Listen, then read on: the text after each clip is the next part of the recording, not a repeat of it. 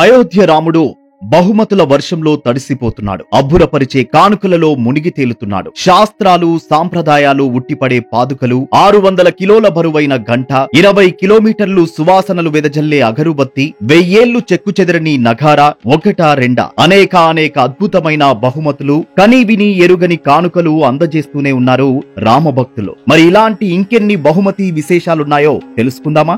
వీడియోలోకి వెళ్లే ముందు మా ఛానల్ ను సబ్స్క్రైబ్ చేసుకోండి, పక్కనే ఉన్న బెల్ బటన్ నొక్కండి.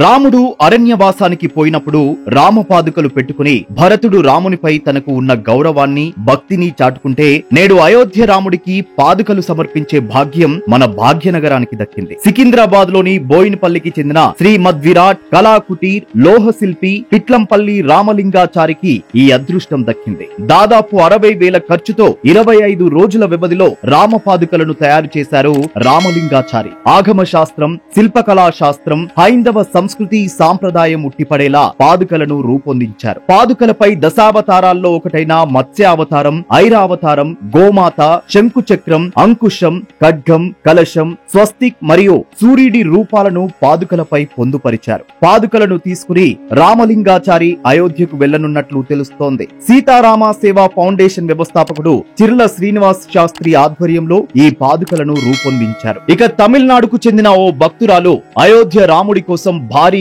గుడి గంటను తయారు చేయించి రాముడిపై తనకున్న భక్తిని చాటుకున్నారు. ఈ గంట 600 కేజీల బరువుతో అష్టధాతువుతో తయారు చేయించారట. ఈ గంటపై జై శ్రీరామ్ అని ఆంగ్లంలో రాయించారు.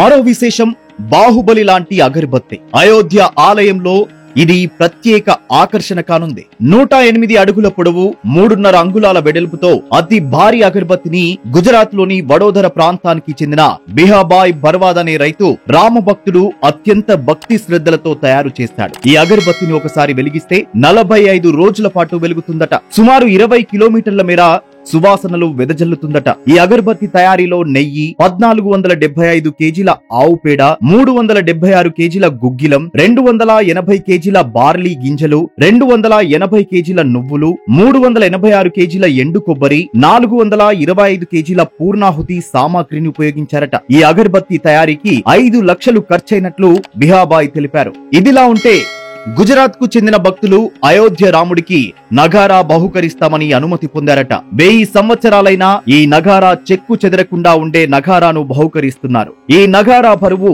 650 కేజీలు. దగ్గర్ సంఘం ఆధ్వర్యంలో ఈ నగారా తయారైంది. గుజరాత్ కు చెందిన మాగ్నా కార్టా అనే పెన్నుల సంస్థ అయోధ్య రాముడి కోసం అందమైన అపురూపమైన పెన్నును బహూకరించనుంది. శ్రీరాముడి విగ్రహం, నగిషీలు కలిగిన స్టాండ్ తో ఈ పెన్నును అత్యంత ఆకర్షణీయంగా రూపొందించారు.